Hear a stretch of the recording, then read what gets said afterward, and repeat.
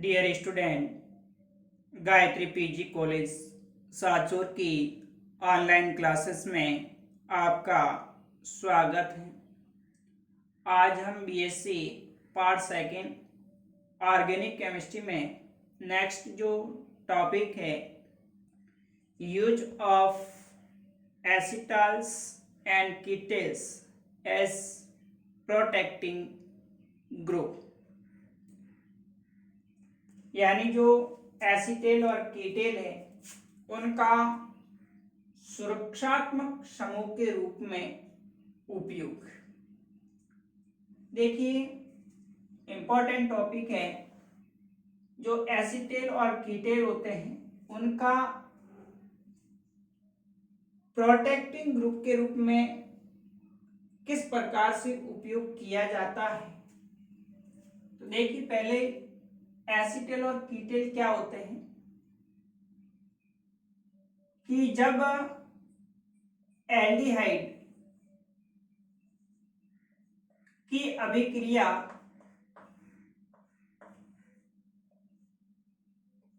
Alcohol के साथ में करवाते हैं, ROH 2 मोल एल्कोहल के ड्राई HCl हाइड्रोक्लोरिक अम्ल की उपस्थिति में जब इसको अभिक्रिया करवाएंगे तो यहां से H2O मॉलिक्यूल रिमूव हो जाता है और RO कार्बन परमाणु के साथ में जुड़ करके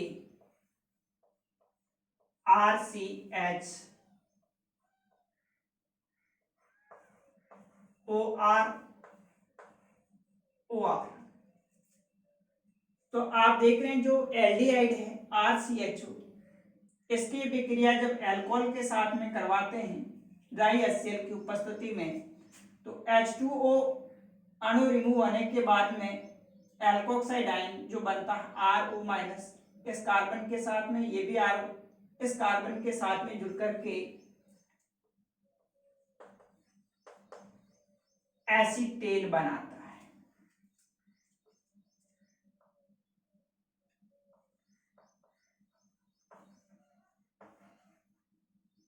ऐसे प्रकार से जब कीटोन की अभिक्रिया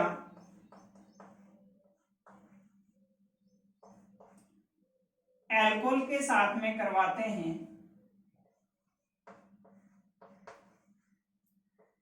शुष्क HCl की उपस्थिति में, तो इसमें से भी एक अणु H2O का रिमूव होकर के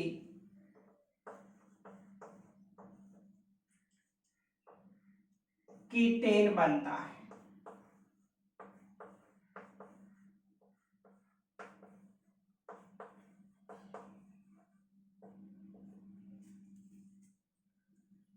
तो ये एसिटल और कीटेल है, जिसको हम जो कार्बोनिल कंपाउंड एल्डिहाइड और कीटोन है इनकी एल्कोहल के साथ अभिक्रिया द्वारा प्राप्त करते हैं।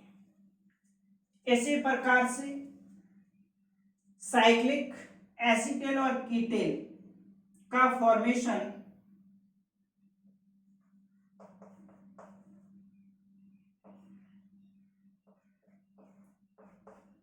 ग्लाइऑक्सेल CH2OH CH2OH, ये जो ग्लाइऑक्सेल होता है इनके साथ में अभिक्रिया करवाई जाती है।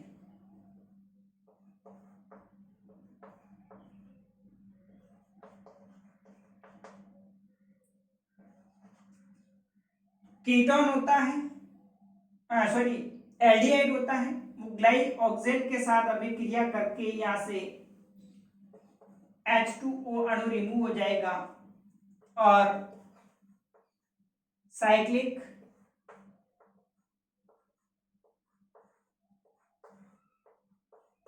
एसीटेन बनता है।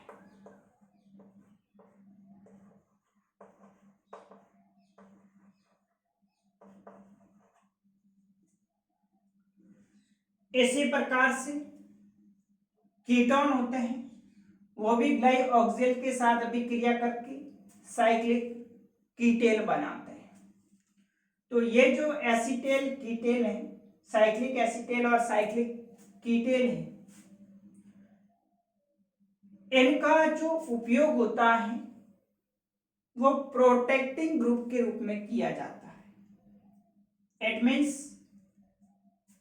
अगर कार्बोनिल कंपाउंड एल्डिहाइड और कीटोन के अंदर एसिडिक जल अपघटन करवाते हैं तो यहां से ये जो प्रोटेक्टिंग ग्रुप है वो इजीली निष्कासित हो जाते हैं, जबकि बेसिक मीडियम के अंदर इन समूह का ये जो प्रोटेक्टिंग ग्रुप है इनका निष्कासन नहीं हो पाता है। तो बेसिक मीडियम के अंदर अगर उस कार्बोनिल कंपाउंड के साथ में कोई अदर ग्रुप्स जुड़ा हुआ है और उस अदर ग्रुप के साथ में रिएक्शंस करवानी है, तो पहले हम जो एल्डिहाइड या कीटोन है उस समूह का प्रोटेक्ट करेंगे, रक्षित करेंगे एसीटेल और कीटेल को, और उसके बाद में फिर क्षारीय मीडियम में जो दूसरा ग्रुप है उसके साथ अभिक्रिया करके इस प्रोटेक्टिंग ग्रुप को पुनः एसिडिक हाइड्रोलाइसिस द्वारा पृथक कर लिया जाएगा। इस कारण से एसीटेल और कीटेल होते हैं वो रिएक्शंस के अंदर प्रोटेक्टिंग ग्रुप के रूप में यूज में लिए जाते हैं। तो देखिए इस प्रकार से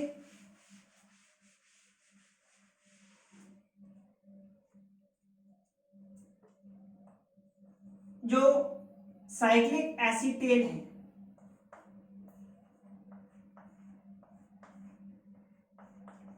इस साइक्लिक एसीटेल को अम्लीय हाइड्रोलाइसिस द्वारा, अम्लीय जल अपघटन द्वारा पुनः इसका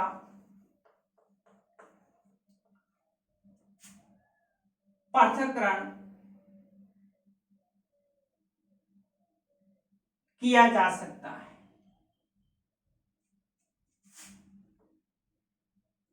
जब इसका जल अपघटन करेंगे तो इस प्रकार से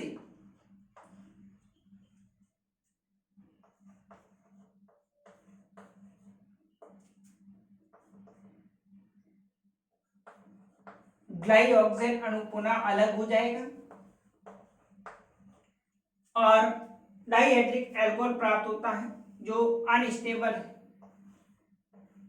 तुरंत इसमें से एक अणु H2O का रिमूव होकर के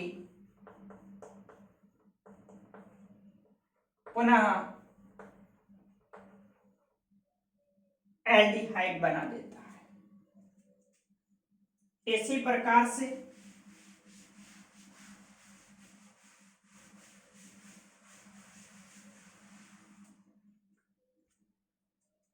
साइक्लिक जो कीटेल है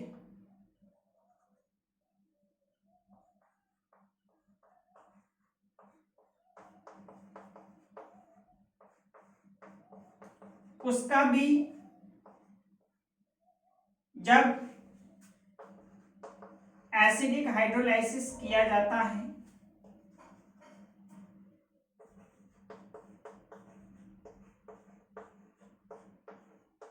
पहले ये डाइहाइड्रिक अल्कोहल प्लस ग्लाइऑक्सिल बनाएगा जो तुरंत डाइहाइड्रिक अल्कोहल एक अणु H2O का रिमूव करके वापस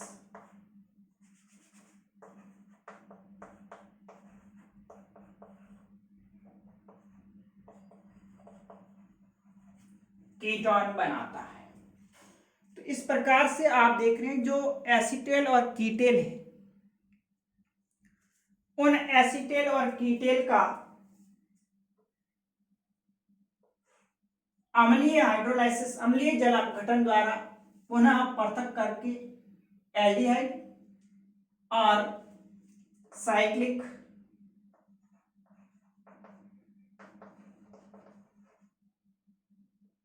कीटेन से पुनः कीटोन प्राप्त कर सकते हैं। अगर इस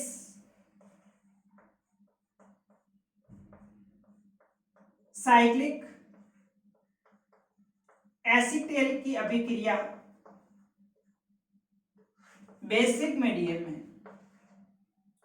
हाइड्रोलाइसिस करवाते हैं तो यह अभिक्रिया नहीं हो पाती है। इस कारण से ये जो साइक्लिक एसिटेल या कीटेल होते हैं वो बेसिक मीडियम के अंदर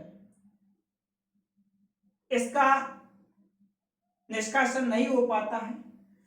तो अगर ये किसी ऑर्गेनिक कंपाउंड के अंदर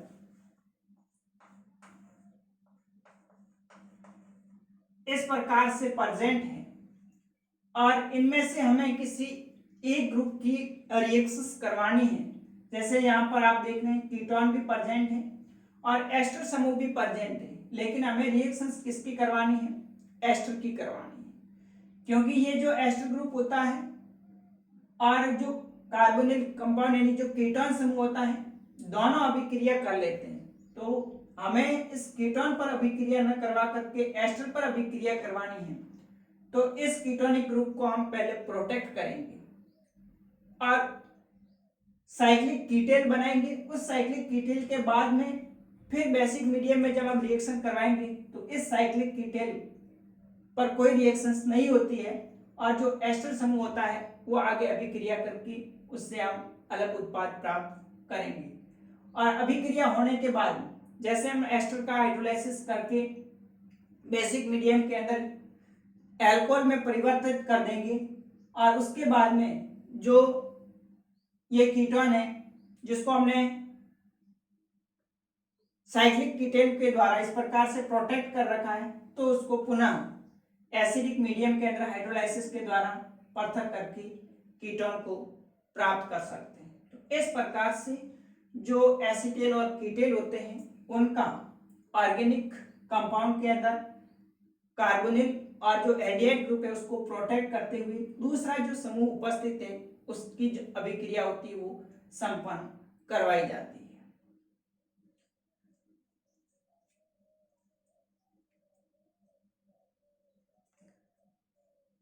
तो देखिए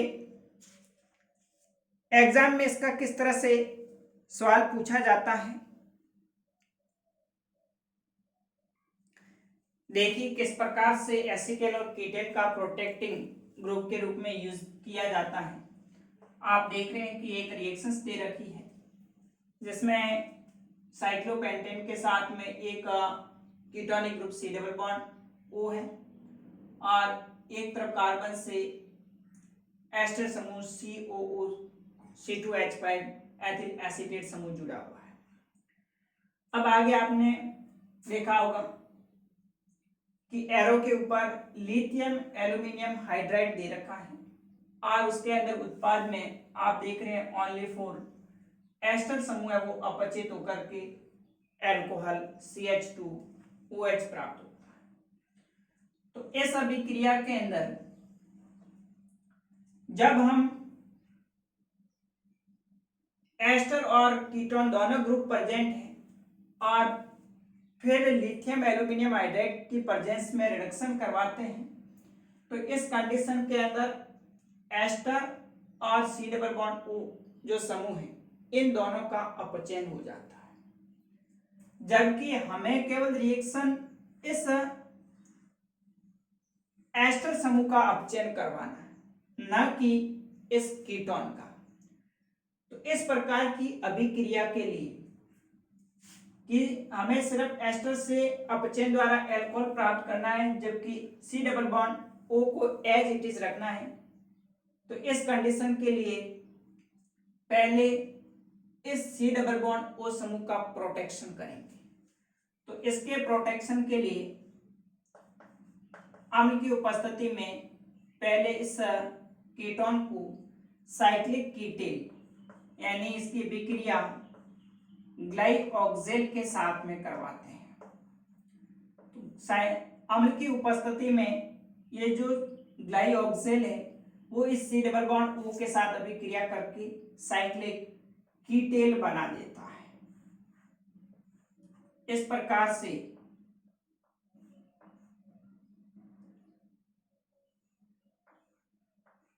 ये CH2 इस सी डबल बॉन्ड ओ के साथ में अभिक्रिया, अभी मैंने बताया था जैसे ये C double bond O group जुड़ा हुआ है रिंग के साथ में, तो ये जो ग्लाइऑक्सिल है इसमें से ये H2O अणु रिमूव हो जाएगा और ये OCH2CH2O इस कार्बन के साथ में इस तरह से ये कार्बन है OCH2CH2O, इस प्रकार से इस सी डबल बॉन्ड ओ समूह का प्रोटेक्शन हो जाता है और ये प्रोटेक्टिंग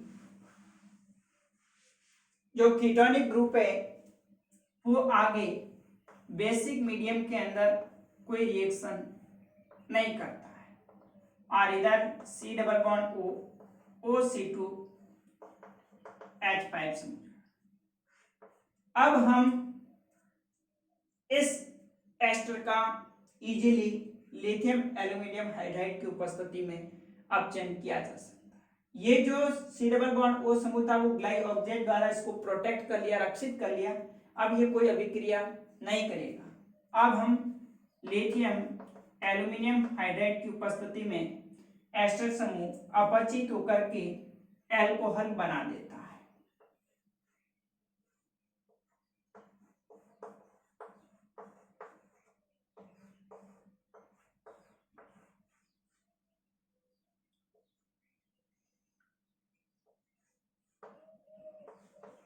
अब ये जो अपना प्रोटेक्टिंग ग्रुप था इसको एसिडिक हाइड्रोलाइसिस द्वारा अम्लीय जल अपघटन करवाएंगे, तो अम्लीय जल अपघटन के अंदर इस प्रकार से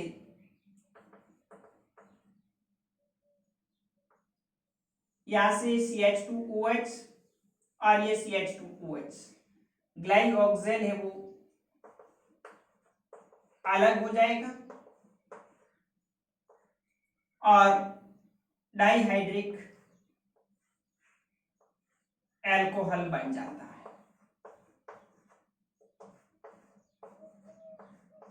जो अस्थायी है तुरंत यहां से H2O अणु रिमूव होकर के पुनः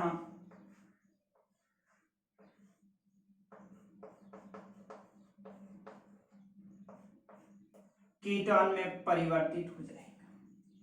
तो इस प्रकार से आप देख रहे हैं कि जब एस्टर और कीटोनिक ग्रुप दोनों प्रेजेंट और लिथियम एल्यूमिनियम हाइड्राइड की उपस्थिति में अपचयन करवाना है, तो इस कंडीशन में इस कीटोन का भी अपचयन हो जाता है और एस्टर का भी अपचयन हो जाता है। तो इस कीटोन के अपचयन को रोकने के लिए पहले हम इस सी डबल बॉन्ड ओ का ग्लाइऑक्सिल के द्वारा प्रोटेक्शन करेंगे, रक्षित करेंगे और रक्षित होने के बाद फिर लिथियम एल्यूमिनियम हाइड्राइड की उपस्थिति में अपचयन करवाया जाएगा। तो ये एस्टर अपचयित होकर के एल्कोहल बना देगा। उसके बाद में ये जो प्रोटेक्टिंग ग्रुप है इसको हम एसिडिक हाइड्रोलाइसिस करवा करके पुनः पृथक कर सी डबल बॉन्ड ओ प्राप्त कर लेंगे। इस प्रकार से आप देख रहे हैं कि जो सी डबल बॉन्ड और एस्टर समूह था उसमें से सिर्फ एस्टर समूह है वो अपचित होकर के एल्कोहल बना देता है। तो इस प्रकार से एसिटेट और जो कीटेट होते हैं उनका उपयोग प्रोटेक्टिंग ग्रुप के रूप में किया जाता है। अब हम नेक्स्ट अगला टॉपिक एल्डिहाइड का ऑक्सीडेशन नेक्स्ट अगले वीडियोस में डिस्कस करेंगे। Okay, thank you.